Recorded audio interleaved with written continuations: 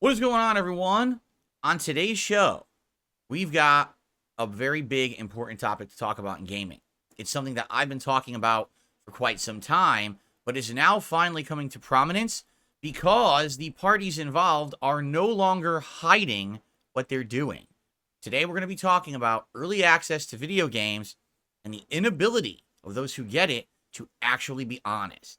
All this and more on today's episode of the Level 1 Podcast.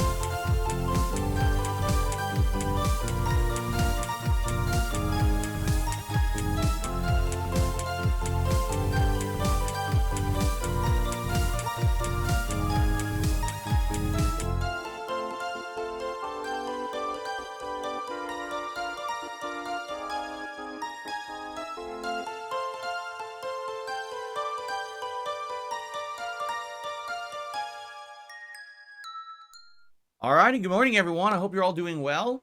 Today is Sunday, May 12th, 2024, which means it's React Day here on my channels. We will have a fun Level 1 podcast here on DSPGaming, and then we will collectively head over to the DSP Reacts channel for my weekly clips show, DSP versus the Internet. And of course, later tonight, it is the conclusion of my 6-week adventure reacting to my original playthrough of The Walking Dead Telltale Game Season 1 over on the DSP Throwback channel. So lots of variety and fun here today. And I certainly hope that all of you will hang out with me on a nice, cool Sunday. Yeah, right. Today actually is quite warm here in Washington, although not as warm as it's been. We had 2 really hot days that were summer-like weather. Today's cooler, but I got my air conditioner on here, and it should be a good day regardless. So let's get into it. What I'd like to do, as usual, is recap what we did yesterday, talk about the schedule for the week, and then we got a big news story today. There's a game that is currently in development called Marvel Rivals. This is the game that we actually talked about a few months ago that looks like it is a Marvel IP-themed game, but it plays kind of like Overwatch, only in the third person. Now, Overwatch did have certain situations where it was third person, but for the most part, it was like a first-person online action game co-op with a team, right? So that's what this Marvel Rivals game is. And the reason that this is in the news right now is because the alpha has launched. And a lot of people on PC are playing this and have a lot to say about it. And it's kind of neat. I'm going to talk about it because there's some features and things people are talking about that are quite good. But all of a sudden, a controversy has emerged around the game based on its terms of service to play and or participate in a certain program. So I'm actually going to bring you the deets. I'm going to have the actual information here, and we're going to talk about it and analyze it today because it is right in line with something that I've been saying for many years, and a lot of people are giving me a lot of flack for, claiming that I'm making it up or whatever. But what you don't understand is that it's always been a part of the gaming industry, just an unspoken thing, because no one involved in it is going to talk about it because it makes them money. All right? Anyway, that will be our major topic for today. If we have other time for other things, we will then talk about that, but we shall see. All right? So anyway, today is Sunday. React Day. It's the day when we break up the gaming content before we head into the second half of the week. I like this day because it is a bit of variety for me. I get to lay back and just kind of enjoy everyone's company, have good streams where I react to stuff, but it's not about, oh, I have to make major progress today. Oh, I have to level up my ranking in a game or get a certain amount of kills or make a certain amount of story progress, beat a certain amount of chapters. It's not about that. It's about us doing a different kind of content together, which is great. So I am definitely excited for today. Over on DSP Reacts, we have a good amount of variety of clips today. Today, by the way, happy Mother's Day, everyone, for those who are celebrating Mother's Day today, because I think it's Mother's Day in many countries, but not all of them, correct? Certain countries do it differently. Here in the United States, it is Mother's Day, and it is a day when we, honor our mothers and or those who have been motherly to us, like kind of matrons in our lives, people who have matriarchs of the family or stuff like that. I'll just say this without talking too much because, Kat and I are not parents. All right. So are we kitty parents? Yes, we are. But we're not human parents. So we don't really celebrate Mother's Day here in the household. But I always make it a point to call my mother on Mother's Day and have a nice conversation with her, get caught up. I mailed her something already. I hope she got it. I don't know if she got it or not because the mail here has been atrocious. I was actually saying this on my late stream last night. So for my mom's birthday, which was last month, I mailed her something, and I mailed it 2.5 weeks early before her birthday, and she got it on her birthday. So the United States Postal Service is not what it once was. It is a shadow of its former self, barely functional. So I wonder if she'll even have what I mailed her in time for Mother's Day today. I have no idea. But I'll just say this, because obviously I don't have much to say, because I'm not really a part of the holiday myself, being a middle-aged male. But I'll just say, if you're lucky enough to have a mother who's still alive, or someone in your life who's been like a mom to you, reach out to them today. Say hello. Find out how they're doing. Say thank you, right? You would be shocked, surprised, and overwhelmed to know how much that can mean to someone. Just a simple, hi, how are you? Happy Mother's Day. I love you. Could mean the world, especially if someone's having a really bad day. All right? Take the effort to do it. I'm calling my mom later today. Okay. There you go. Dapan says Mother's Day is the 10th of March in the UK. There you go. I think every country does it differently, and that's why I don't make a big deal about it on stream. If I did a whole stream about Mother's Day, it's like, well, half the people watching, it's not even Mother's Day, right? Okay. Cool. Now, let's get to brass tacks, which I don't even know what that actual saying means. It means basically, let's get to the heart of the matter. Let's get to what's important. But I don't know where it came from. One of those old sayings people still use. So let's talk about yesterday's streams. Yesterday was a great variety streaming day. Much more relaxing, I would say, than Friday, because Friday I was so frustrated with Street Fighter 6. Yesterday was literally exactly what I needed. We had a fun stream of Fallout 4 with good progress, questing, good advancement of my build, and overall, really great engagement. Everything was good about that stream. I had a really great time, and I hope that you guys who were here live enjoyed it. If you haven't seen the videos yet, we did so much stuff, it's kind of hard to cover it all. We did Vault 81's quest lines and got a new follower who's now my follower. What do we do? We went to Good Neighbor, right, to find Emma Jean Cabot, but then we went back to the Cabot residence, and that continued with the Cabot plot line where we had to go fight a bunch of raiders, and there was a big epic fight against the family matriarch.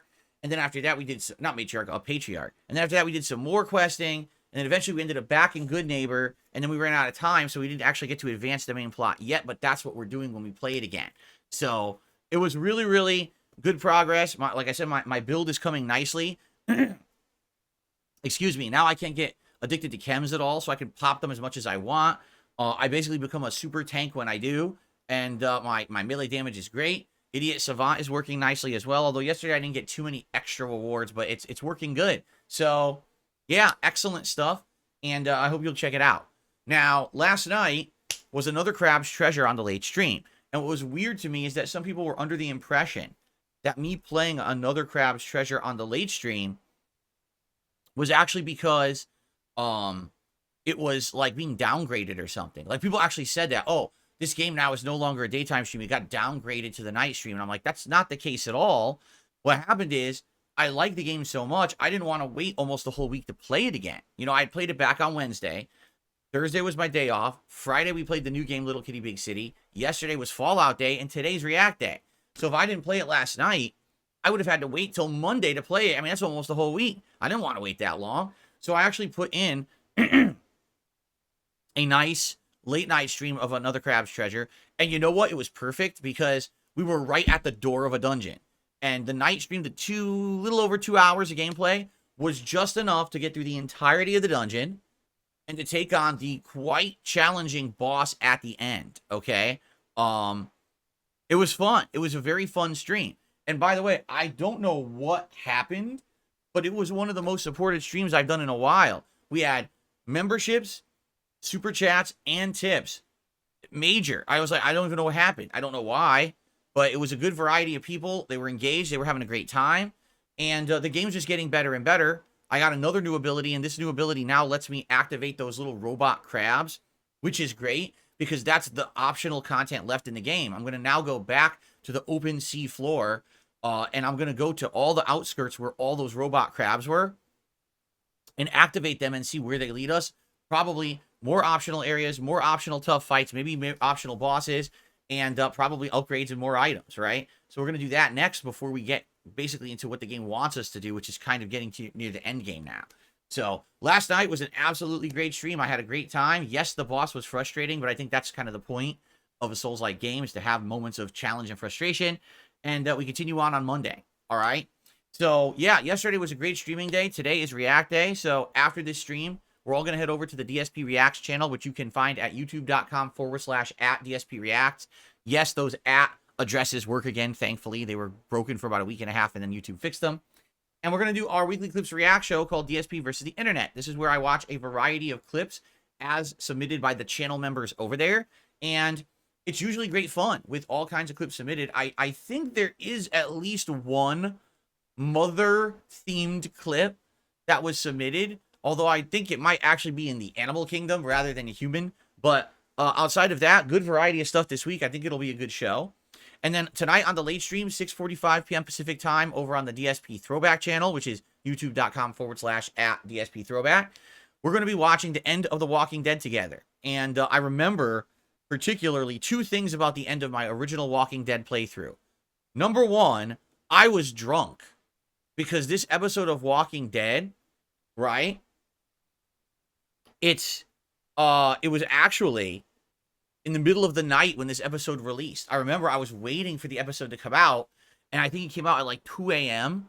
So I had been drinking, and I said, oh, I'm going to play it now. And I went and played the episode at like 2 in the morning, drunk as hell on rum. So I know this episode, I'm probably like slurring my words and sounding really stupid. That's number one. Number two, I remember particularly when it ended, it's such a sad and heart-wrenching ending to a game. It's actually probably the saddest ending to a game I had ever seen ever in my life at that point in 2012. And I literally like break down sad and crying in the playthrough because it's so sad what happens. And I'm not going to spoil, but it's pretty messed up. And I was like, wow, you know, it hit me when that happened. I realized games were now becoming an art form. It's not just about playing a silly video game to kill time and be entertained, but a lot of games were becoming way more artistic. You know, the stories in games were getting just as good as any epic TV show, movie, or book. And I couldn't believe how well written the ending was. So, yeah, like it was, it's going to be interesting to react to that, you know, 12 years later and see exactly how it all ended, but how I reacted to the ending originally as well. And we'll go from there. Now, tonight, I actually have some interesting stuff to talk about on that stream because I'm going to make the poll to determine the next Retro React stream starting next week. And the options are going to be two options we've already publicly talked about. Dark Souls continuing, or maybe checking out my original Metal Gear Solid 1 playthrough. Or there's going to be two other playthroughs I'm going to suggest that are both, in my opinion, really good playthroughs that I think people would really enjoy seeing me react to from back in the day. They are completely different styles of things that no one has suggested yet. So I'm going to throw them out there, and I'm curious if people will be interested in those. So that's all tonight over on the late stream.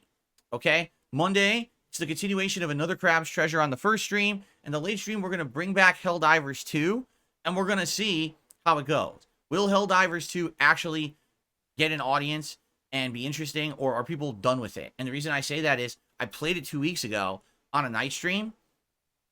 People were bored, they were disengaged, and it was actually one of my lowest supported streams I've ever seen, regardless of the game. But even it definitely was the lowest like engagement and support stream I'd ever seen of Helldivers 2. It's like people were kind of like done with it.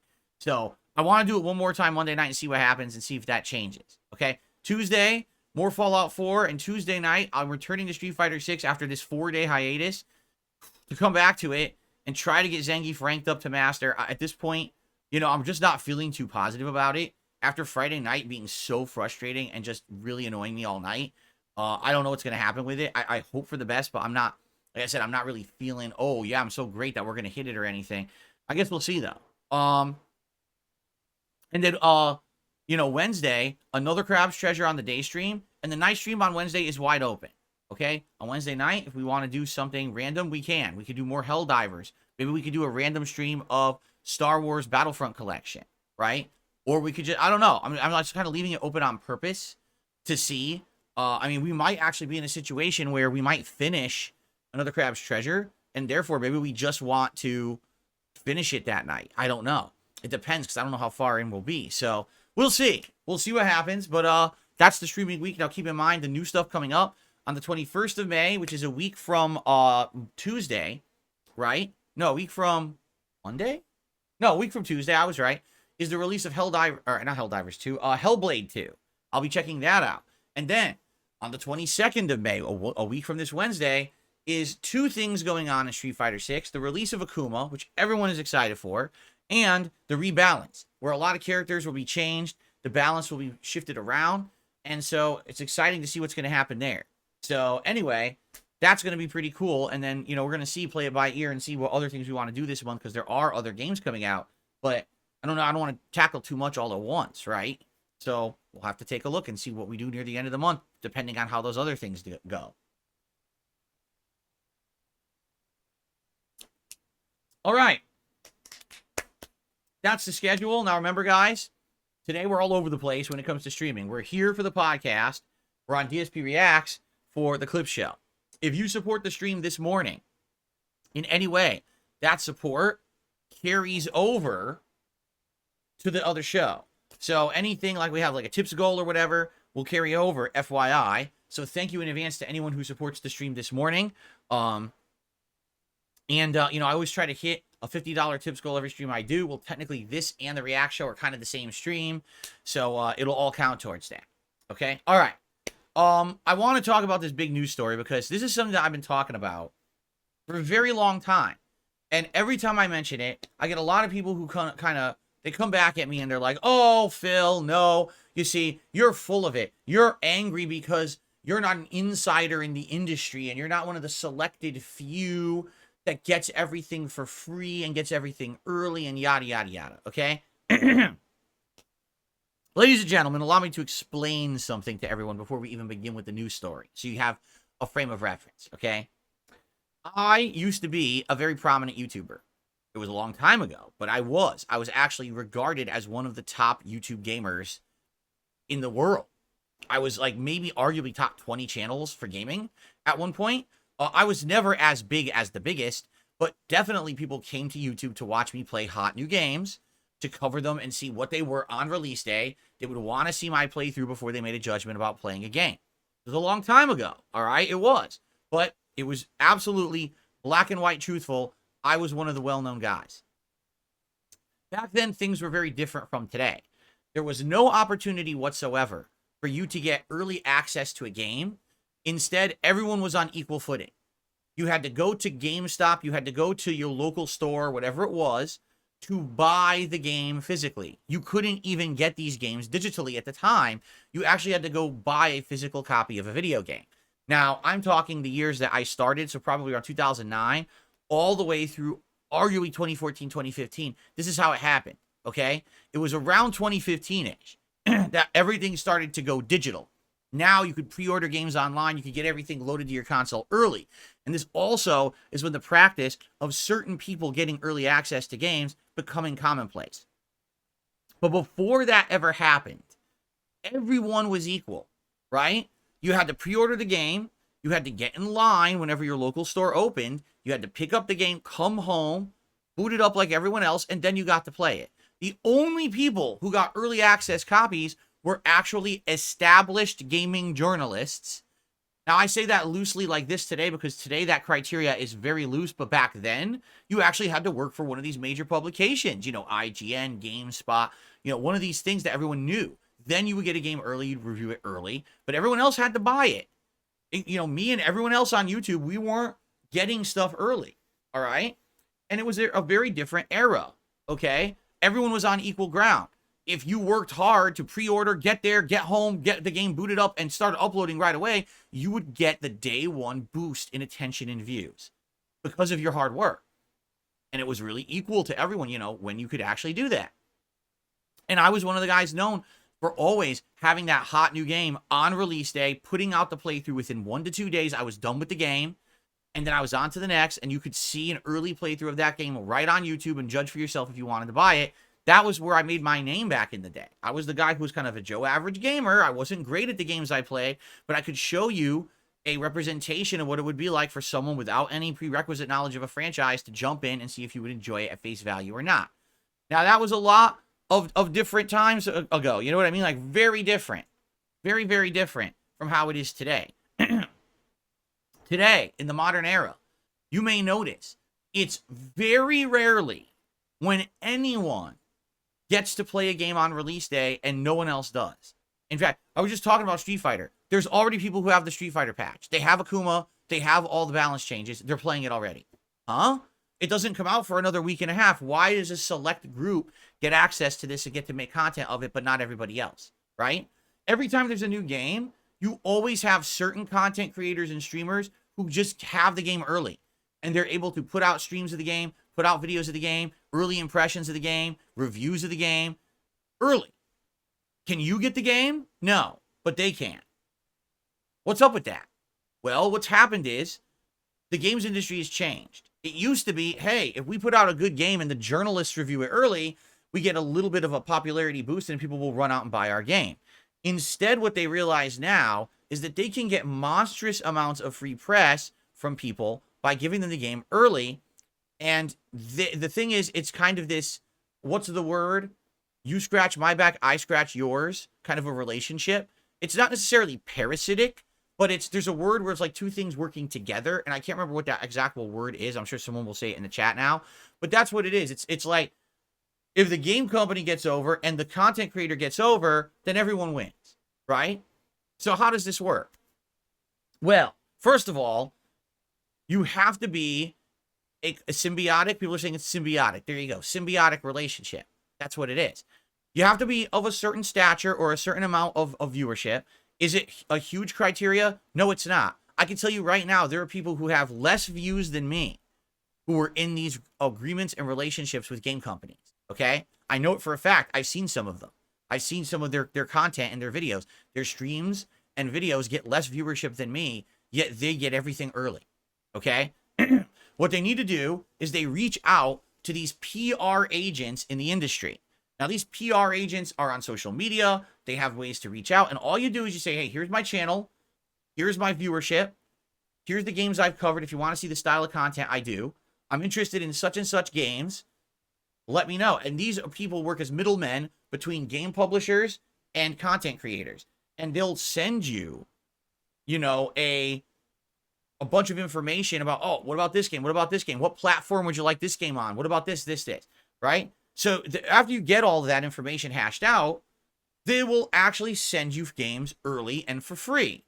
Okay? So you might say, wow, that's a win-win. I'm a content creator. I get a game early and for free, so I don't have to pay for it. And I get it before everybody else. What's the drawback of that? Well, here's the thing.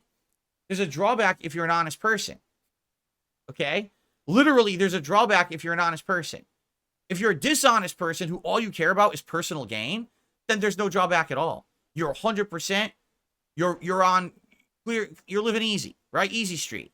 Right down the fucking yellow brick road. But anyone else, if you have actual integrity or moral problems, you know, with not being able to be actual honest with your audience, there's a problem. So allow me to explain. Okay? When they send you these early games, there is always an agreement you must sign in order to have access to these games. There is never a single instance where they will just mail you something and say, here it is. Okay? There's been a few instances for me that did happen, but that was because Machinima, my old partner network, had no fucking idea what they were doing. Sometimes they would mail me a game I didn't even ask for. They mailed me, I think, Rock Band once, or was it Guitar Hero? I didn't even ask for it. They just sent it to my house. I was like, what the fuck is this? You know? But other times, you are under a legal agreement of how you can cover that game. So let's just do a case in point. Let's say, for example, you were told you're going to get access to the Shadow of the Erdtree DLC for Elden Ring early. You're going to get it 1 week early, and you're going to be able to make content. Are you kidding me? Do you know how many people will watch my content if I get to play the game a whole week early? I will get a boost in views, boost in attention, likely a boost in support on the streams, in the videos. People will go crazy if I got to play Shadow of the Erdtree a week early, right? So absolutely, I'm going to do everything in my power as a content creator to be able to do that, okay? Now, this is a hypothetical. This has not happened. I'm just saying this is an example of what will happen. So you're working with this PR agent to hash this out. And the PR agent would say, okay, what platform do you want it? Blah, blah, blah. You work all that out. And then they will send you an agreement. And the agreement will usually read to something like this. So you agree by accepting this agreement and the copy of the game that you will only put out such and such content in such and such a way in such and such an order so as not to massively spoil or in a way that does not hurt the game. What does that mean? Well, first of all, a lot of these games have timing of when you can do things. They'll first allow you to put out an early access teaser. Maybe you can only play the first 2 hours of the DLC, and then you can't upload or stream anything else. That's your limit. Then you get in trouble if you go past that. Okay? You're able to put out an early impressions video where you can only talk about the first 2 hours, transparently. Then you'll be told there's a review embargo, and you can formally review the game on this date, which is usually a few days before the game actually has a full release for everybody else. Okay? So you can't stream the rest of it, but you can at least make a review of it. Then, usually and typically, you're told you can still play the game early, maybe a day or two earlier than everybody else, and you have free reign to do whatever you want. So maybe it's like 2 days before everyone else gets it, you could play it and stream it fully, so you do. So what ends up happening in most cases, most new games already are in their entirety on the internet before the game even is available for public sale. Don't you think that kind of kills the whole idea of hype behind a video game? Like, do you remember the days when there was a big game release and everyone ran out to play it on day one, and all of a sudden the whole internet was abuzz with talk about what you're experiencing in the game and the plot and the secret boss and stuff like that? Now, literally the entire game is on the internet early. People know about how the game plays 2 weeks in advance because of the early impressions. People already know the first few hours of every game. The entire game is there a few days early. So what exactly is the hype behind the game today? And the answer is there is none. These game companies, in their hunger to create hype for their games, actually kill all hype for their games with this practice. Back in the day, the reason that gaming journalists got copies of games early was a very good reason. Print medium. Back then, in order to get a game review, there was no full internet. So you had to go to the store and you had to buy Electronic Gaming Monthly, Game Pro, PlayStation Magazine, Xbox Magazine, PC Gamer. And those print mediums would need to get access to the game early so they could play it, review it, and print the copies of the magazine to ship to the store first so you could read the review and then judge if you want to buy the game on release day. There is literally no good reason at all for game companies to be sending early access to anyone. All it does is spoil the game and create an air of disingenuous content for the internet. Allow me to explain what I mean by that. If you are one of these content creators who gets games early, you're in the circle, as they would say. You know all the PR agents for all the big publishers. They know you. They start offering you things early. They start offering you access. Hey, we'll fly you out to an event. You can cover a game early. You get, basically it's the life, right? How many YouTubers that are big do you know that get everything early? They fly out to events. They do all this special hoity-toity stuff. Do you know why they get that? Because they're butt kissers. Because they literally agree to all of these agreements to get out and do good for themselves. But is it honest? Well, allow me to explain my take on this. Think of it this way. You get an early copy of a game. That game sucks. But you're told all you can do is 2 hours of gameplay. It's all you can show. All you can do is do an early impressions video. You can't review the game until a few days before it comes out. And then you get to stream that game 2 days early. If that game sucks, are you going to say in your early impressions that it really sucks? Or are you going to say, well, maybe there's some things I like and don't like. I can't wait to play more to find out. If you say the game sucks up front, even if it does, who's going to care about you covering the rest of that game? No one. No one wants to see you stream it early. No one wants to care about your review. You already said it sucked in the early impressions. So how many early impressions videos out there do you really think you're going to say this game sucks? Nearly none. There will be a few people who will break the mold and be honest, but you'll probably usually notice those people who do that are not the ones who get games early all the time. Maybe every once in a while they do, and then all of a sudden you notice they don't do it anymore, okay? We'll follow that in a minute. So already, if you know you're getting a game early and you're going to get this coverage, in the back of your mind, what are you thinking? Man, the more positively I talk about this game, the more people are going to want to see me play it early. The more people will want to see my review, and the more money I'm going to make. So why would I say it sucks? So innately, just the way that this relationship exists, it makes that person, that content creator, have a monstrous temptation to lie about the game. You see? Now, of course, they can always hide behind the fact and say, oh, well, it was just an early impressions. I didn't really play the full game or whatever. But it doesn't matter. There's the temptation will always be there. If you have personal gain and benefit from saying a game is good, why wouldn't you? Now, in addition to that, think of it this way. If you continue to get things early, you will continue to get early access, early preview videos, reviews, and then streaming it earlier than everybody else. That's going to continue to make you money. That's going to continue to allow you to have business success on the internet. So why on earth, unless a game really was a bad dumpster fire, why on earth would you have any incentive to say something was bad? And if you say games are good and these publishers now make money as a basis from your content, they'll continue to send you free stuff because they know, oh, you're their golden boy now. You're our money train. You're our ticket. If we give you early stuff, you make it look good, everyone goes out and buys it, and now we make money off of it, right?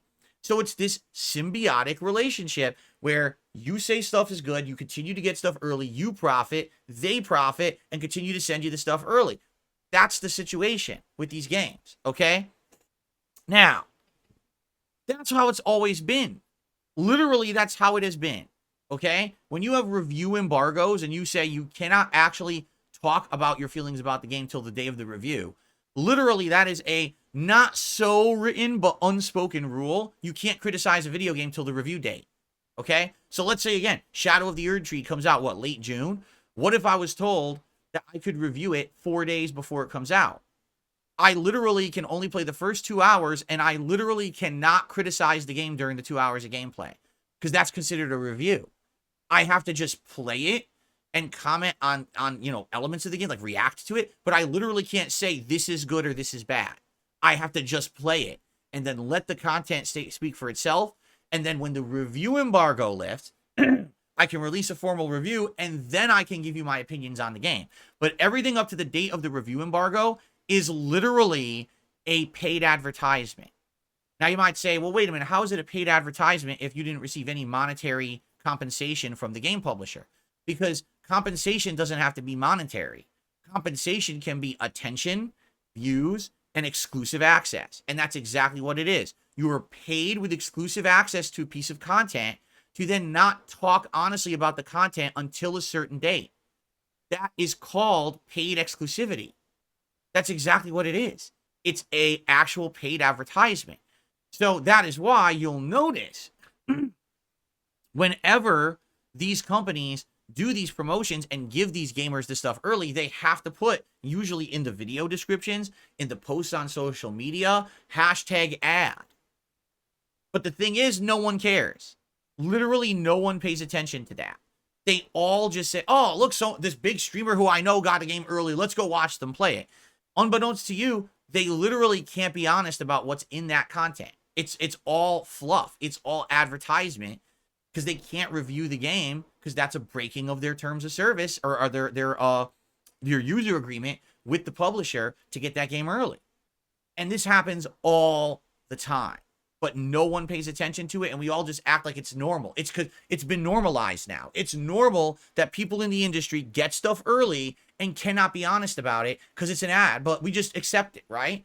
So these people who are the golden boys of the gaming industry get everything early, kiss its butt, make tons of bank doing it, continue that vicious cycle of over promotion for literal nothing. people keep throwing them fucking money and popularity, and then you get game after game after game that comes out that sucks shit, but you fell for the trap. That's what I hate about modern gaming.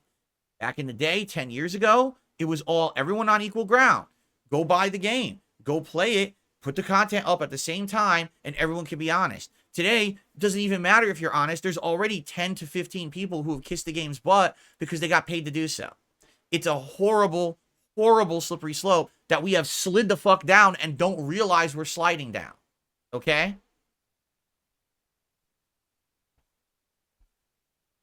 Now, you might say, why in the holy hell is Phil bringing this up today? Well, I'll tell you why. Because finally, for the first time, we actually have concrete evidence it's happening. It's not just speculation anymore, all right? It's actually concretely happening with this game, Marvel Rivals, okay? Marvel Rivals is a game, as I already stated, it kind of plays like Overwatch, only you control characters from the Marvel Universe. The Hulk, Thor, Spider-Man, you know, all these really cool, notable characters from, especially from the MCU recently. And it's a team-based game, and it's basically third person, but you sometimes go to first person to do like ultimate abilities and things like that. So people are currently playing it in the early alpha stage, meaning it's not even in beta yet. It's just alpha. They're designing the game based on, you know, feedback and the like. And right now, some streamers already seem to have keys, and they're playing it, and they're handing out keys to others on their streams. You'll find social media right now is full of posts about Marvel Rivals. Okay? But you might not actually realize what's going on.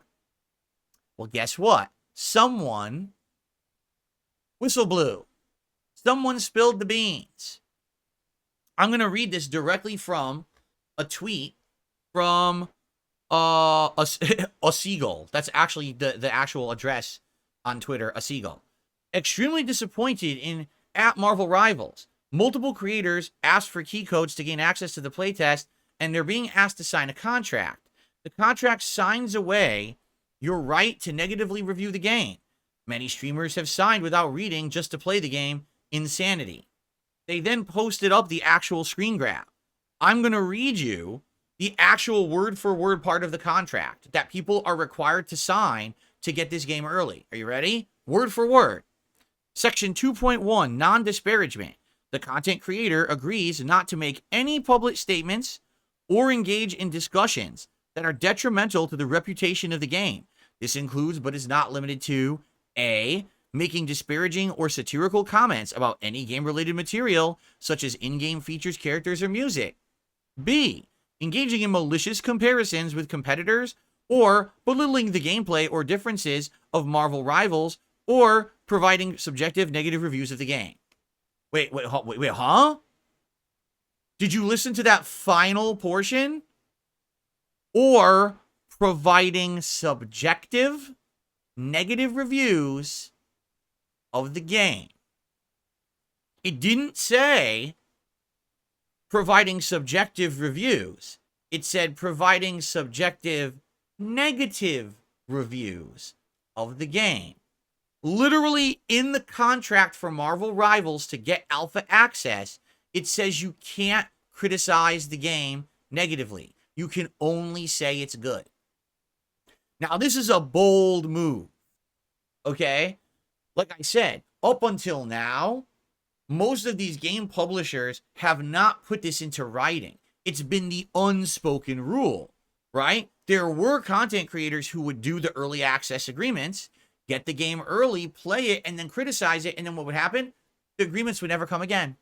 They would just be blacklisted from those services, and you'd never hear from that PR rep again to get access to another game. Oh, that's the guy that said our game wasn't good. Fuck that guy. I guess he just doesn't understand how the industry works, right? But in this case, they are outright putting it in the contract, saying if you criticize our game, any portion of it, if you satirize it, if you compare it with another game in a negative way, if you say any part of our game is negative in a subjective fashion, you terminate your agreement and you lose access to the game, and likely you'll get blacklisted and never get access to games ever again.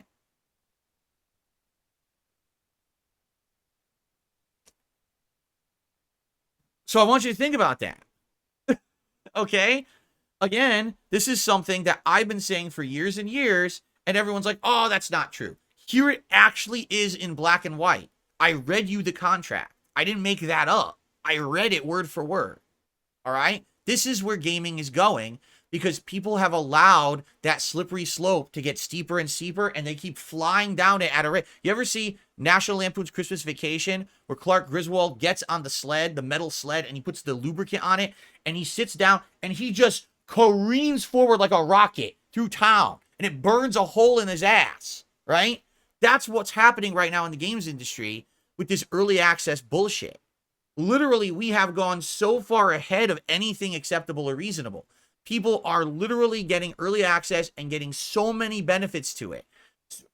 Tons of views, tons of cash rolling in because they are the exclusive people who get to play the games and do the early impressions and the early reviews, and they just reap the benefits, and the cycle continues. And you want to know the really sad fact about all of this, folks? Here's the really sad fact about all of it. All right, you ready? That was the wrong thing I just clicked. Most people have no problem with it. Most people think that this process is fine and dandy, acceptable, and should just continue. It's fine that people can lie to us about games, or at least be only half truthful about games so they can benefit. That's perfectly fine. There's nothing wrong with that. So you're okay with being lied to. I just want to be clear, by the way. This actually helps me to figure out if I'm centered or not, which I'm not. Because now I'm definitely centered. There we go. You're okay with being lied to. You're literally okay with being told half-truths. You like the fact that there's content creators that every day they turn on that camera and they turn on their broadcast, they're just advertising to you. That's fine. As long as you get a little laugh out of it or you're entertained. You're not getting any worthwhile content. It's literally just for money, just a shill, but you're okay with this. And there's people out there who are like, yeah, that's fine. That's what you want. This is what I was against back in the day. When I first started on YouTube, I strongly criticized this. I said, anyone who's just totally into advertising and getting paid stuff. Remember, this goes back. Let me go back to my regular screen now. This goes all the way back to the days of, now the camera's not centered. So that's really weird because that should have been. This goes all the way back to the days when I called out Tobuscus. Toby Turner. You guys remember Toby Turner? No one else does. But Toby Turner, who's now fallen from grace and no one watches or likes anymore, at one point was known as one of the big YouTube gamers, even though he wasn't a gamer. He was a guy who made stupid songs and then started playing games only when they were monetizable. He was actually one of the worst when it came to that. Like, he literally did everything for money, and that was it. So, back in the day, he decided that he was going to do all these ad campaigns for video game companies, notably EA Sports. EA Sports. The dude has never touched a fucking game in his life, a sports game. But he got a big contract because he was prominent on YouTube. Literally, all his ads are just shilling the game, you know, doing stupid jokes. And those ads are running on other gamers' content, including mine. And I called it out. I said, get these fucking ads off my videos. They have no place being on my videos. Number one, they're shilling a product the guy doesn't play. They're completely dishonest. The guy's not even a fucking gamer. This is blatant fake advertising, saying something that is real is not, and this doesn't belong on YouTube, okay? The sad fact is that's a lot of content today. Back then, that was, you knew that was an ad when that ran.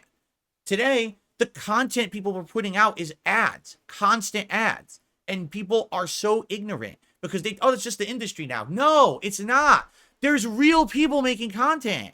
They just don't get paid tens of thousands of dollars for it. Every single time they boot up a game, they don't make $1,000 because they're normal fucking people like you and me.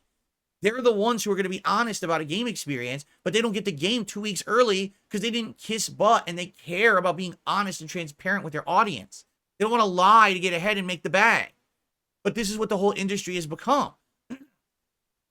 This is just so fucking sad. I've been talking about this for over a decade. And everyone always says, I'm crazy. I'm drinking the Kool-Aid. I'm a conspiracy theorist. I got a tinfoil hat on. We literally have the evidence today. It's in the fucking contracts now, saying you can't be negative about the game if you play it early. I don't know what other evidence people need. Honestly, It's now there in black and fucking white. Anyone who's getting everything early, why are you supporting them? Can I ask you that honest question? If you know someone who's a content creator who literally, they get everything early, special treatment, right? Like there's some fucking special snowflake on this planet that's better than you, and they get everything early. Why the fuck would you support them? Do you not understand how this industry works? That's exactly how it works. Do you think that the celebrity in a commercial that's endorsing a product has ever fucking used that product before? No, they got a paycheck. So what's the difference between that and this? Literally nothing.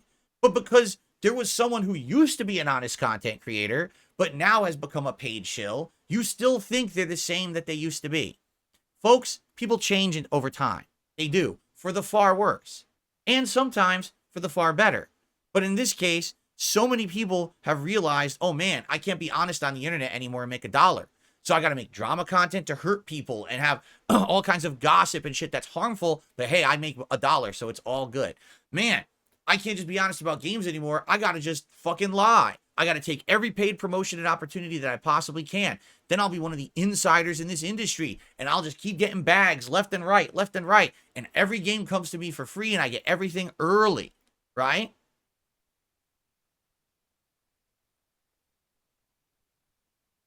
So why on earth would you ever watch a moment of those content creators? Right? You know they're either under a direct agreement like they are with Marvel Rivals, or there's the unspoken agreement. Sure, they can be honest, and the moment that they are, those companies stop working with them. Because I'm sure you probably know of a content creator that was getting stuff early, and all of a sudden they don't get it anymore. That's why. They were probably honest, and they got blacklisted by one of these PR agents saying, oh, that's the guy that doesn't play ball with us anymore. Don't send him nothing. Send it to the guy over there who kissed the game's butt and sold us thousands of copies, right? So there you go. And the thing, there's crazy people who like, they're okay, they defend it. I guess I'm just different. I'm cut from a different cloth than a lot of people. Really. Because when you say to me, why don't you take the bag? Why don't you do this? Why don't you do that? I refuse. I refuse. Because I'm the kind of guy that I want you to be able to come to my channel every day and to know that the games I play, what I'm representing, is my true and honest feeling about that game in the moment. That's why when I'm doing things and I'm saying things that sound different from other content creators, there's usually a reason why. You know, I'm going to call stuff out regardless because, listen, it doesn't matter to me if I say a game is good or bad. I'm not a big guy. I don't have clout, right? So it doesn't matter if I say a game sucks or a game is great. Yeah, a few hundred to maybe a few thousand people will care. That's a drop in an ocean, right? I have no impact. So I can be honest. And no one is going to say, oh, see, because he criticized our game, now we're in trouble. So, no. So it doesn't, to me, that's what I pride myself on, is that when you come to check out my content, you're getting my truthful feelings and honest opinions about a game I'm playing, and you can trust it. As opposed to literally anyone else who's getting all these opportunities and getting shit early. And then just to go in line with that too, if these people who get this stuff early, all right, even if they're not playing a game early, I want you to think about what's going through their head. Well, gee, when I say positive things about games, good things come to me, right? So, just perhaps I should say positive things about a lot of games and I'll get a lot of opportunities. How many people out there, they're known for covering a certain type of game, all of a sudden they're covering a different type of game out of nowhere? Why would that be? All of a sudden, a person is playing a game they literally never would have played before on their channel, and they're kissing its butt saying it's good. Why do you think that is? Because paycheck's involved. It may not be monetary, but you have to understand that attention, views, clicks, ad revenue, stream contributions, as a result of having early access to products is all a factor here. All a factor. And that's the thing. It kills me that there are people who have no problem with this. Really. You have no problem with this whatsoever. You are okay with, say, 50 people being the only prominent content creators on the internet that get anything. And literally, they get all the views and all the attention because people are so fucking dumb that they just sit there and watch paid advertisements all day. Meanwhile, everyone else out there that wants to help you and give you true opinions on games and feedback so you don't spend money on crap, right? People who actually have passion for their work, and they do it because they feel there's meaning behind it, not because they're making a bag today. Those people, forget them. Who cares about them, right? They're nobodies. Keep watching the same top 50 people who already are rich, and are rich because you let them advertise to you every day, right? It just, none of this makes sense to me, but it's probably because that's the kind of person I am. You know what I'm saying? I mean, and some people, they're just so different. Like I said, maybe I really am cut from a different cloth, right? I'm the guy who literally refused to take that bank. You know what I'm saying? I refuse. I won't do it. I still get them to this day, these indie games a lot. I get contacted by indie game companies. You know, we want exposure for our game. Will you play our game on your channel? Contact us to discuss a rate. A rate? A fucking rate? You want me to actually discuss how much you have to pay me for me to play an indie game on my channel? And get, what, a few hundred views? It's insane. That's how this whole industry works.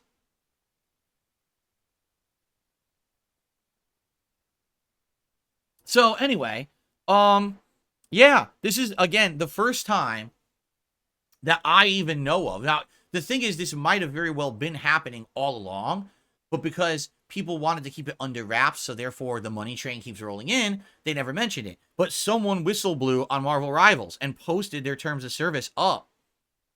Or not the terms of service, the engagement agreement up on the internet. And now people are reading this and saying, holy shit. Right? Like, that's nuts that that's actually in there. You literally cannot say anything negative about the game. Now, what's funny is that there's people responding, oh, this is a huge no-no. This might violate Steam terms of service. We might have the FTC get involved. As long as these contracts are upfront, meaning you have to read and sign this contract before you play the game, I don't think there's anything wrong with it at all. At all. It's a legal agreement, and you agreed to it to play the early access to the game. So I don't think there's anything wrong with it. I mean, is there something morally wrong with it? Oh, yes. Oh, yes, there's something horribly morally wrong with it. Anything you do in life and you're told you can't actually speak truthfully about it, there's a good reason. People want to hide the truth to get ahead. And you know what the reason is. Same thing. I mean, just to give you an example, I've talked about this many, many, many times over the years. I'll mention it again to show that I'm not just someone who's making this shit up today. As early as in the 2000s, when I was part of the competitive fighting game community, I was the same kind of guy. In the mid-2000s, they were testing the GGPO netcode, the first ever rollback netcode. Called it out on SRK forums and said, I don't know about this netcode. Yes, it looks better than delay-based netcode, but I'm getting a lot of frame skips, i.e. rollback. Before they called it rollback, we called it frame skipping. And also, I'm seeing a lot of dropped inputs. And I kept getting my posts deleted. And then eventually, they suspended me from the site. And I said, why are you deleting my honest criticism of your netcode? Oh, because we're trying to sell the netcode to Capcom and other game developers. And if they see that negative stuff you're saying, they're not going to want to buy it. So we're just going to keep, moderating you because you won't shut up about it. Oh. So you want people to play GGPO and only say good things so you can make money. You don't want people to honestly criticize it, which is what you said up front. You lie. So there you go. It's been like that since, 20-some years ago. I've been through this shit. And that's what kills me about it, is that human nature isn't changing. People just want to get ahead by any means. And I've had enough of it. At least now I have an avenue to talk with people about it. And listen, there's 300 people on this podcast right now? Yeah, there's about 300 people on the podcast right now. There'll be probably a few hundred watching it after the fact. My detractors will make an echo chamber and they'll fucking talk about it too. And they'll spin it and say, oh, it's because Phil is jealous. It's because Phil is this and that. I'm not jealous. I've literally always been like this my whole life. Hard work is how you get ahead, not playing the game of butt kissing. I've literally never kissed butt in my entire life, which is probably why I am where I am. And I'm not one of these top of the mound prominent people. Because again, when you look at people who criticize me and say, oh, Phil was once this big guy in gaming and now he's a nobody. Yeah, but how did I get here? Right? Because I didn't play the game. I refused to fucking play the game. I just wanted to be myself. I wanted to do it by my own means. I didn't want to do these horrible things. I think they're horrible. You may not think they're horrible. I do. It kills me to think that there are people out there that literally all the content they put out is paid content and no one knows because they're stupid. You know? Why would anyone right now have access to the fucking update for Street Fighter 6 already? Why would you have it a week and a half, 2 weeks early? Why should it's a competitive fighting game and you're giving access to a certain group of people early? Does that make any fucking sense? No. But I bet the people who have it are making bank on it. That's what I mean. And it's a vicious cycle. It continues. It never ends. It will always be like this until we as viewers and consumers step up and stop accepting this as the norm and saying, wait a minute, at one point we have to collectively have some kind of a moral compass and say, this is gross, right? This is just not where we want gaming to go. We can't trust anyone anymore because the only people who get pushed forward as a voice are people who are being paid to say things. So because of that, we can never get an honest opinion on a game. And then you get games that come out and they're dog shit. And then, of course, as soon as the game comes out and it's dog shit, everyone's opinion flips and everyone, oh, that game's terrible. Oh, that's horrible. Oh, yeah. Yeah, of course, because now you got to bandwagon it into the fucking 6 feet under because everyone's collectively saying it's bad. You can't still keep saying it's good now because now everyone says it's bad, right? And you go, oh, I had a review embargo. I couldn't tell you. It's such a bullshit fucking defense system, you know? And it's, I just don't get it. Again, when I started on YouTube, I was the hard worker, the guy who ran to the store to buy the game as soon as I could, come home, pop it in the console, record hours and hours of honest gameplay, get it on the internet. People loved me for that. I was the everyman gamer. That's what people liked about me. Now, there are no everyman gamers. There are the butt-kissing, elitist, you are the prioritized people because you lie to your audience constantly gamers. That's fucked up.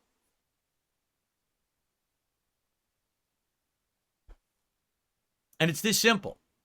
If you don't believe me, go read the fucking contract for Marvel Rivals. There's your answer. And that's probably not the first case that this has happened. This is just the first time someone finally had the balls to call it out and show the internet this is what's actually happening behind closed doors, and people are just too ignorant to realize it. You know? It's sad, but it's true. So, Marvel Rivals very well may be a great game. In fact, the people who are playing it and showing off gameplay are saying they genuinely like it, but is that because they can't actually be honest? Or is it because they're genuinely liking it, right? I don't know. But it looks interesting to me. If it ever goes into like an open alpha or open beta, if I could play it, maybe I'd like to check it out. I don't know if I could play it on the mini PC because it probably is graphically intensive. It's something that maybe would interest. I like Marvel. I liked Overwatch, right? So I would check it out.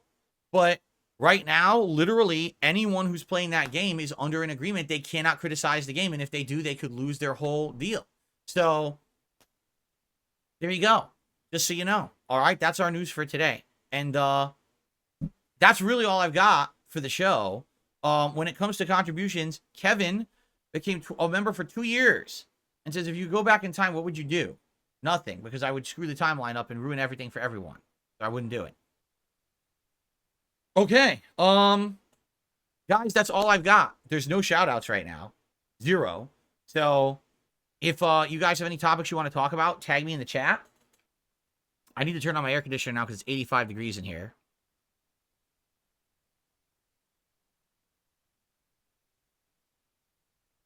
Okay. Let's turn it on low. There we go.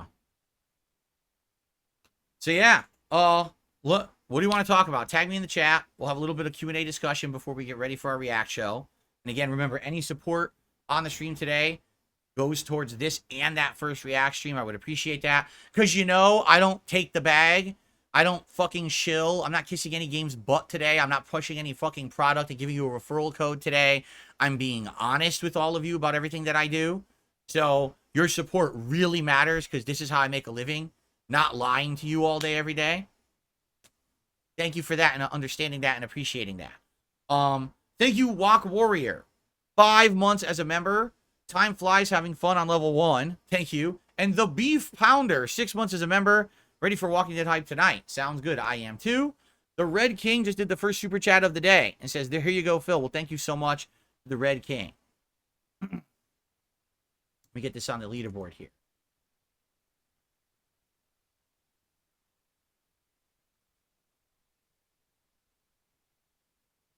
You sent an email about a DSP Reacts unban. Did I get it? I think I did, and I think I tried to unban. Or I responded and said, send me your URL. It was one or the other. So check your emails. Dapian says, with the embargo stuff, I find it the funniest when the devs don't let you see a game at all when they know it flops, like that Avatar game. I mean, yeah, that's funny too, right? You got to wonder if they're not showing anything of their game up until release date. What's up with that? Here's the thing, though. If the entire industry did that, then I would understand.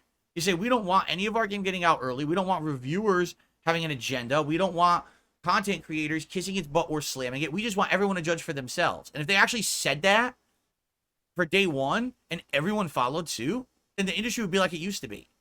But we don't have that anymore. Now we have the complete and polar opposite. So, the Blimp says, valid points. What do you think the solution is? How can we vote with our wallets without viewing some early access, regardless of parasite mutualism? I mean, honestly, all I would say is like it has to be back in the day when they show off those little bit of gameplay clips and things like that, because they do. They always have like a little early, here's an early teaser gameplay trailer, 5 minutes of gameplay of our game or something like that, right? That you can usually believe, to some extent. Of course, don't fall for it like the Watch Dogs fiasco a decade ago where they showed off gameplay that wasn't really gameplay. But for the most part, yeah, it's pretty sad. I don't think you can. I think the best way to go about it is thus. Let's say you're interested in a game, but you're on the fence about it. Do not watch a show. Wait for release day. I know this is going to take an incredible amount of self-control because the problem with the human condition is we all have to buy into hype and be a part of that hype, correct? We have to. So we need to play that game on launch day. No, you don't. Here's what you do. If you're truly on the fence for a game, don't pre-order it. Don't get hyped for it. Follow some information from the actual game publisher that's out there. Watch the trailer. Maybe look at the little dev diaries. And they usually put out a little bit of early gameplay. And that's it. Don't watch all this early access horseshit from everyone who's lying to you. Okay? Then when release day comes out, actually watch someone who bought the game. And then judge based on their opinions if it's something that you're going to like or not. And make sure it's someone that's of like mind of you, maybe someone who likes the kind of games you do or whatever. But I know that's crazy. Because, wait a minute, I'm not going to buy it and play it on release day? No, don't do that. You have to have some self-restraint. Don't rush out to buy everything the moment it's out. When there's a new chicken sandwich at McDonald's, don't rush to McDonald's to buy it. When the new Apple phone comes out, don't rush to the Apple store to buy it. And when a new video game comes out, don't fucking pre-order it and get the collector's edition for $500 with the season pass of content you'll never use, of statue that's a piece of shit that falls apart, and a bunch of microtransactions you spend money on after the fact. Just fucking wait for the game to come out. Wait for someone who bought the fucking game to stream it, and then you'll know if it's good or not. There you go.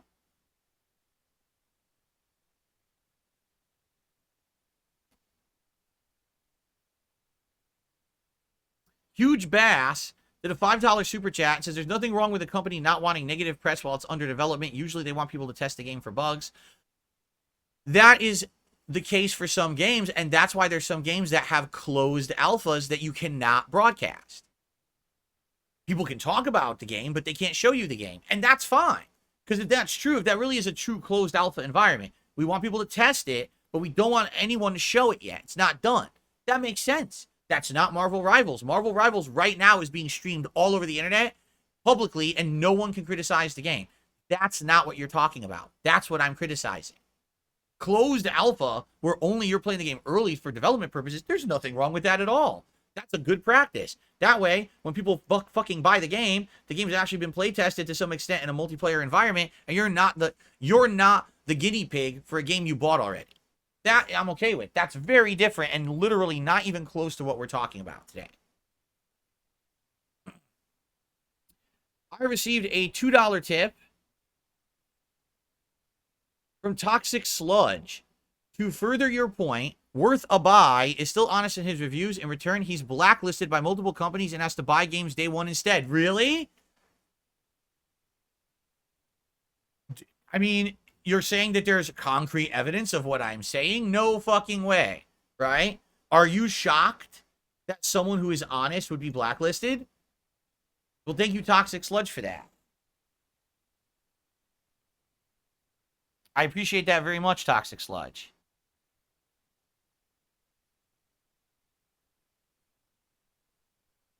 First tip of the day, and some actual corroborating evidence to what I've been saying for over a decade.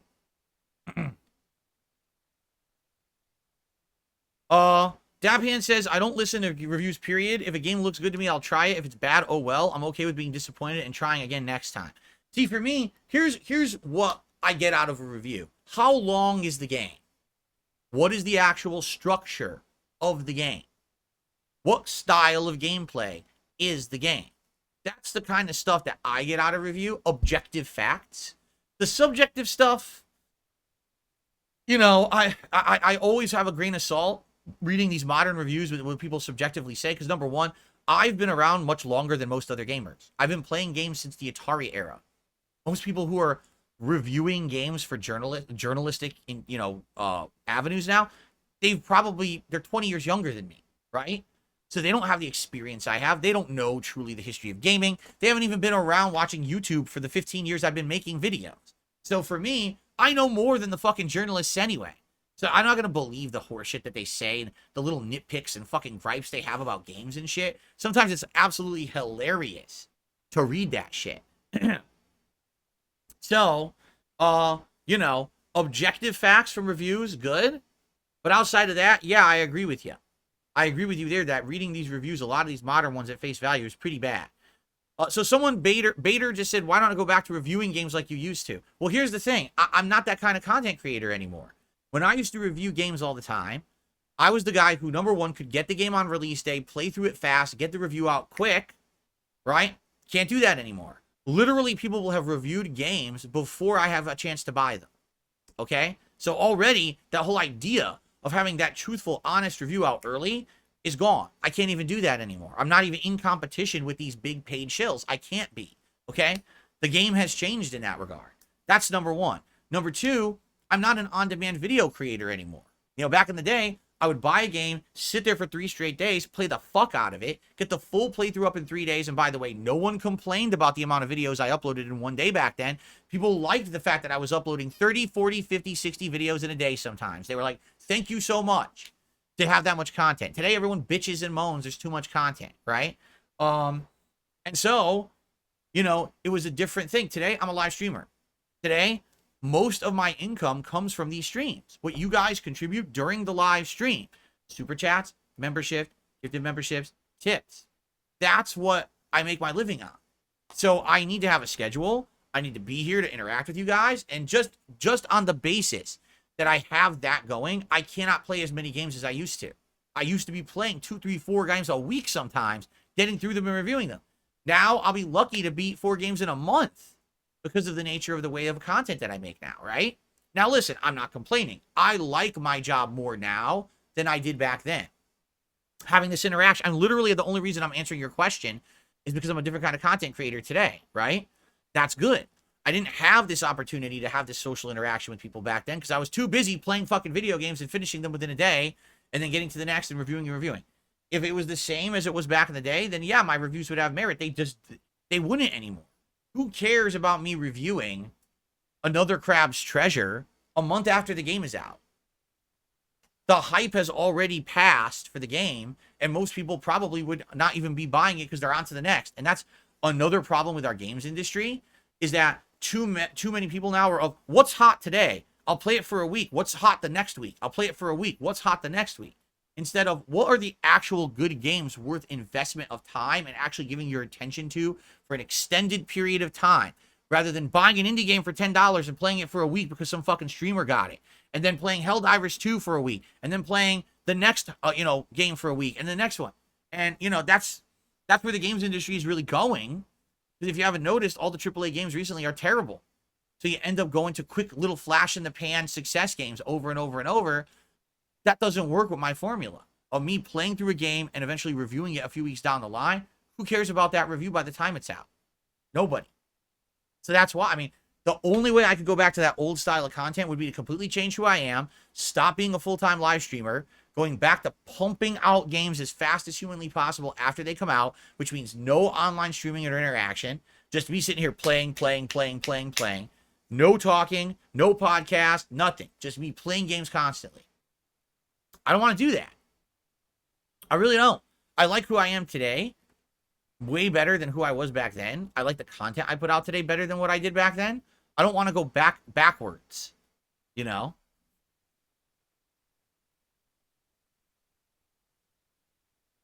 Oh, let's see.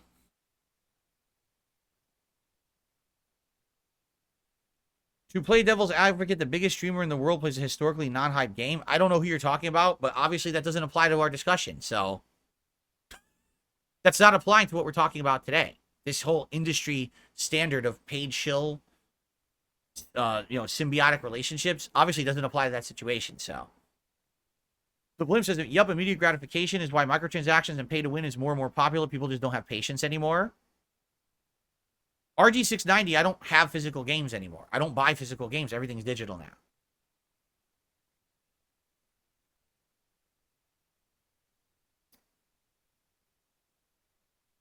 Kermit de Coco says the gaming industry is going to die. There's nothing we can do.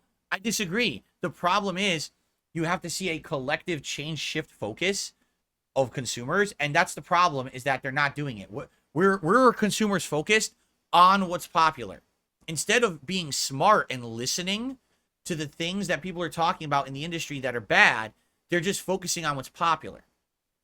So they have no problem with being advertised to every day, despite the fact the stream says hashtag ad on it.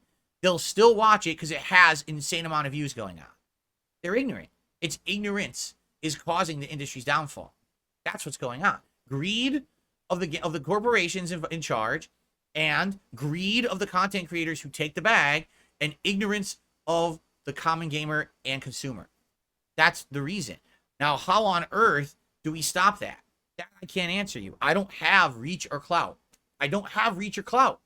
I could sit here and say this stuff, and at least I'm reaching a few hundred people. Right now, I'm reaching 300 people, but I can't make anyone listen, nor can I make anyone talk about this outside of my stream. You know, it's up to you guys to go out there and tell your friends, tell your fellow gamers about what's going on. Say, this is bad. This needs to stop. This is ruining the industry. This is a horrible thing that needs an attitude that needs to change. But that's the problem is, I reach 300 people on the show, right? A few thousand on demand, because I get like probably about between 500 to 1,000 on demand viewers, and then my echo chamber of idiotic trolls. So, you know, I'll reach a few thousand people each show, but that's not enough to change the fucking industry. Back in the day, I literally could do things that got enough popularity on YouTube that everyone in the industry talked about it. Take a look at my video about SOPA, PIPA, and S.978, whatever the fuck those laws were, getting hundreds of thousands of views, and everyone's now abuzz about those topics. But that was taken away from me over the years through the ridicule, the derision, and making me the running joke and meme of the internet. You took away my power to speak to truths like this. Awful things happening in the industry. No one pays attention to me. You know what? You get a big YouTuber like fucking Moist Critical to talk about this, then you'll get some clout. Then maybe you'll get some traction. Then maybe people will actually care. But does Moist care about this shit? I don't know. Does Moist take these promotions? I don't know. I have no clue. I don't know. I really don't know anything about the guy. But he would be like the prominent guy. Guys of his stature starting to talk about shit like this, they could get actually things to change. But they would actually need to speak up. I'm sure Moist gets these offers constantly from these companies, you know?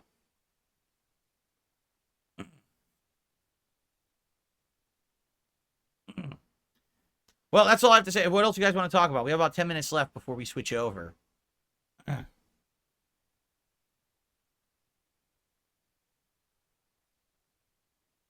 Were review embargoes as bad back in the day as they are today? Review embargoes didn't exist because no one got the games early. If no one's getting it early, then you can't have a review embargo, right? Only journalists were getting the games early, and they were reviewing the game they'd have just enough time to get the game and get the review out a few days before it came out. So there was no issue. Now, everyone is handed the game early and has a review embargo.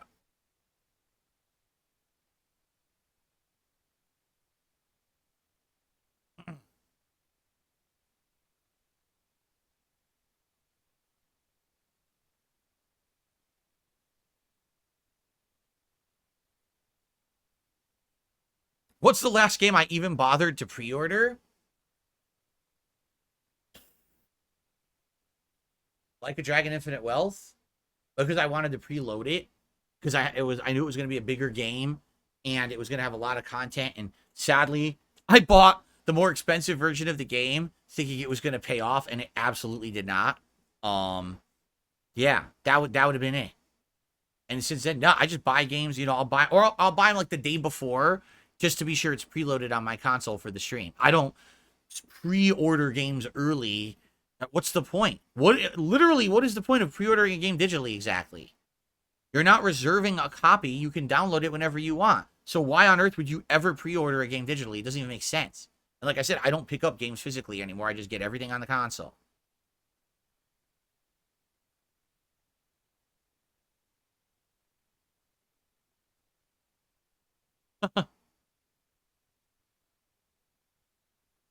Yeah, that's true. The Beef Pounder says, I missed back when they used to have pre-order goodies at places like GameStop. Yeah, remember the cool little things I would have? I'd have a hat. That Sonic hat is a pre-order bonus. This Sonic hat right here.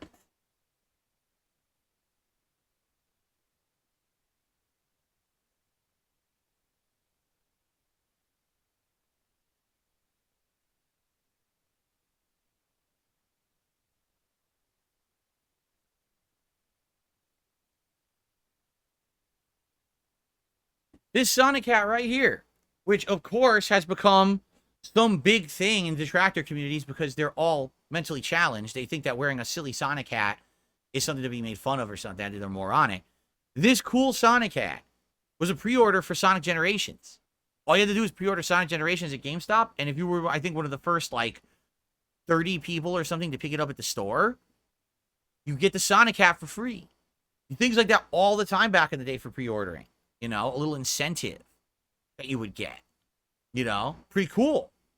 But now, there's nothing. You get nothing anywhere. You get a digital download of a fucking weapon that sucks. Wow. I'm so glad that I pre-ordered your game, right? Does Xbox let you pre-download games even if you don't buy them? Yes. You just can't access them. But you got to do it through their app. Xbox has an app, and you can select any game and preload it to your console. And it'll be on your console, but then when you go to boot it, it'll say, oh, you don't have the license to the game. You have to buy it. But yeah, you could do that.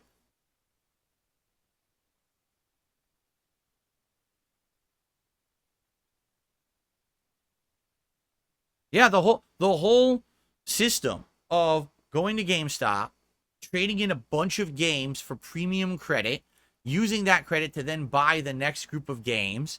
Because you pre-ordered the games, you got a bunch of free swag and stuff, right? And then if you bought the collector's edition, you got a bunch of cool collectibles and statues and hats and shit. Those days are long gone. That entire industry has been destroyed by the digital era and the era of everyone getting the games early. What is the incentive, right? There's zero incentive to do any of that shit anymore. It's all gone. And that's the era that I came from. That's the early era of gaming on YouTube. That's how I was prominent, by being the hardest worker in that time frame, in that era. And then that all went away, and people say he didn't evolve. No, it's not I didn't evolve, it's that I didn't want to become a fucking shill. I didn't want to be dishonest. I wanted to be true to myself and not hate myself in the morning. Who cares if you're surrounded by wealth if you fucking can't live with yourself? And I guess that's a problem, is that I grew up with morality, that I had this moral code instilled in me growing up as a Catholic. And to this day, I still have it. I could not sit here and lie to you about a game. I just can't do it at all. I can't fucking do it. It would kill me. It would actually bother me the entire time. At night, I would be able to fucking sleep.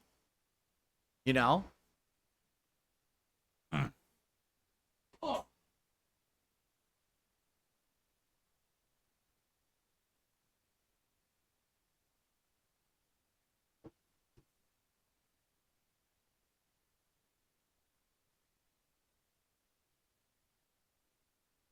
Oh, man.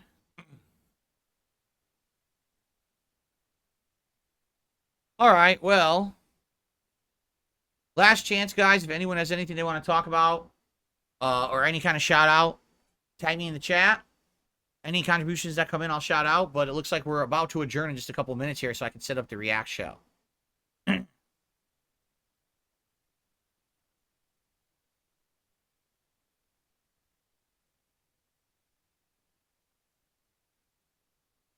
The Ace Ventura outfit today, yes. Although I don't think Ventura ever wore this particular shirt, but it's very similar. Some of the shirts he would wear.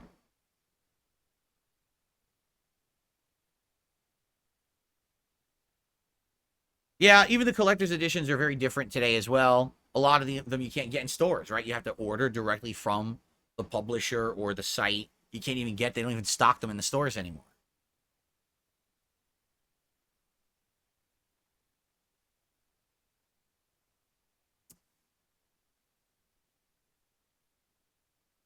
Oh, that's a whole other thing. AMS says, what about when you pay extra to get early access to a game, like people did with Hogwarts Legacy and other games? That's that is a whole other thing that we could get into. That it is, I've done it a few times, and I don't think there's ever been a time I did it that I felt like it was worth it. I did it with Hogwarts Legacy and I did it with Starfield both last year. I think both was a complete fucking idiotic thing that I did. I never should have paid extra to get the early access. What, it was a few days? I'm not. It would be one thing if I was someone of a stature, right? Like if I was actually in competition with other gaming YouTubers. I don't think I am at all. I don't think anyone is coming to watch Darkside Phil content, and if Darkside Phil doesn't have a game out, they go watch somewhere else. I think people just come to watch me because I'm me, and that's it. At this point, there was a time I think that people cared and wanted to see me play games right away. Now I don't think it's that big of a deal anymore because I've lost that audience and that level of prominence. Um, so yeah, I think what it is I'm thinking the mindset of my old mindset. Oh yeah, if I get a game earlier, more people will care. No one cares. No one cared when I played. Yeah, that's true. Oh my god, Mortal Kombat 1. Boy, am I stupid. I paid extra money to play Mortal Kombat 1 early. Boy, that was the most boneheaded move. That game was dog shit. And I paid extra money to play it early. Just to finish it early, basically, right? Like, I didn't even play it that much.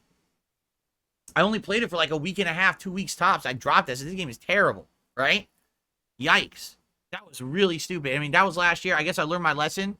This year, I don't think I'll be playing for only if it's a game I'm absolutely sold on, that I know that it's really good and I want to play it early. Like, for example, if you could pay $10 extra and play Shadow of the Erd Tree 3 days early, I probably would. Because I like Elden Ring. I'm dying to play the DLC. Now I'm real hyped for it because I just played Elden Ring a second time. I know I'm going to like it, you know? So it's more of I'll pay extra because I want to play something I like early. It's not I'm paying extra to play it early so I can make content. Like, I don't even think that makes sense anymore. No one cares.